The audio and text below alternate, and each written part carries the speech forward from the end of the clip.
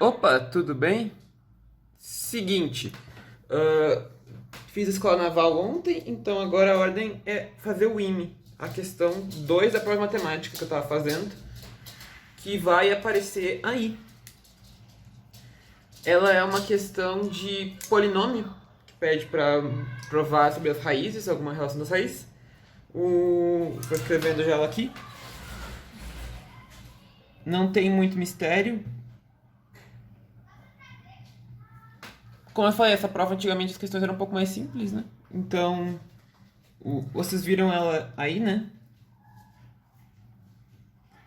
Ele quer saber, ele quer que prove que as raízes x1 e x2 estão nesse intervalo, que x1 é maior que a e menor que b, x2 é maior que b e menor que c, e ao mesmo tempo é desse polinômio aqui, x menos a mais 1 sobre x menos b mais 1 sobre x menos c.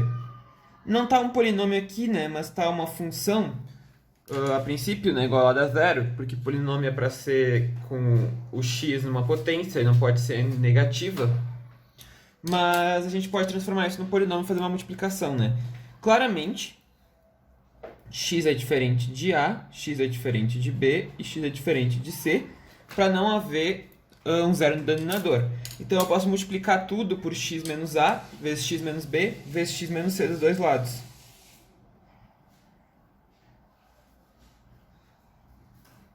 Multiplica tudo. E aí o que vai acontecer?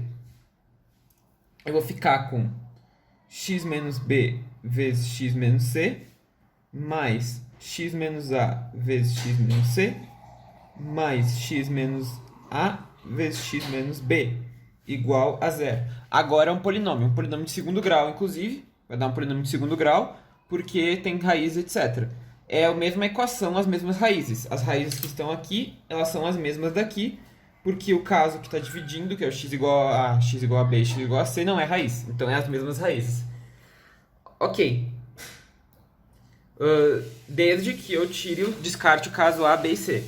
Claramente, A, B e C não são raízes, né? Se eu substituir aqui o A, o B e o C, eu não vou cortar todos os termos. Então, eles não são raízes, tá tranquilo. As raízes desse polinômio é as raízes disso aqui.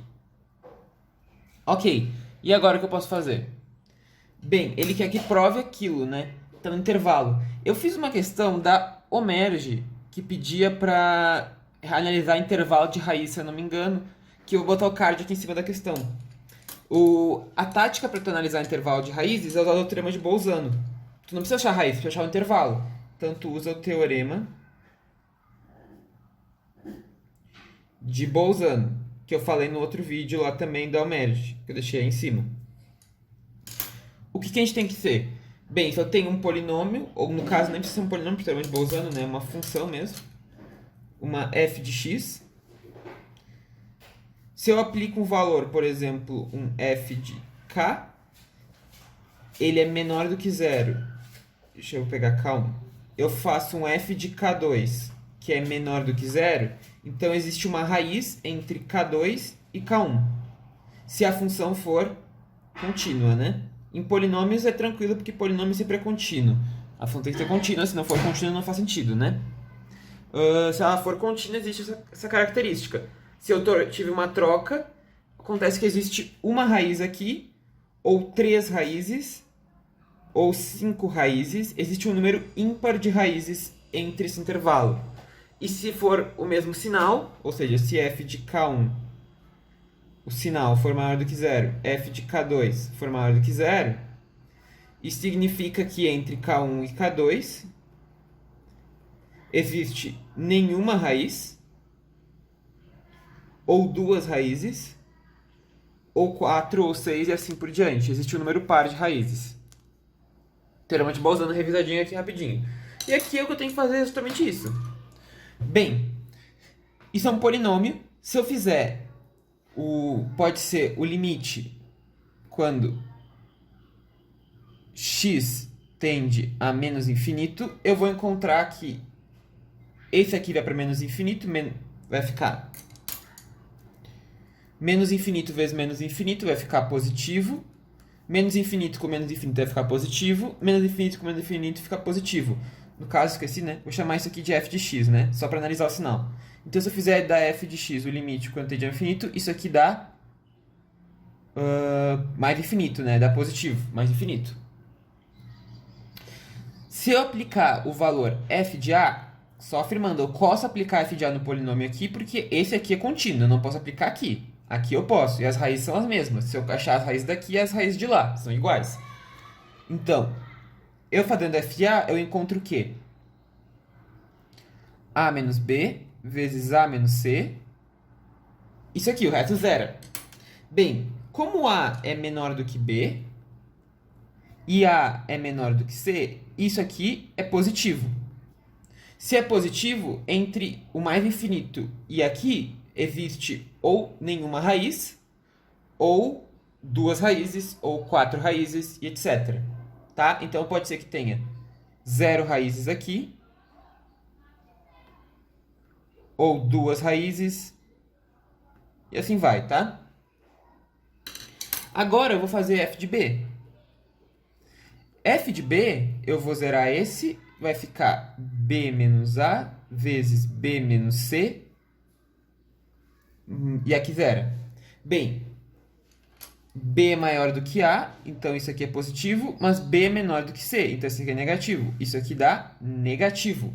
Ou seja, x1 entre b e a existe uma raiz pelo menos. Pode ser uma raiz, não pode ser três raízes, porque é um polinômio de segundo grau. Segundo grau tem no máximo duas raízes, então existe claramente uma raiz aqui.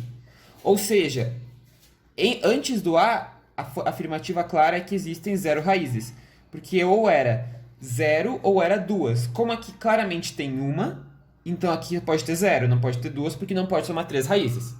Então, aqui tem uma raiz, lá tem zero. A gente achou que existe uma raiz entre a e b. Agora eu faço f de c.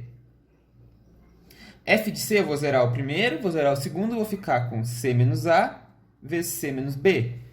Bem, novamente, c é maior do que a e c é maior do que b. Então, positivo com positivo, isso aqui é positivo.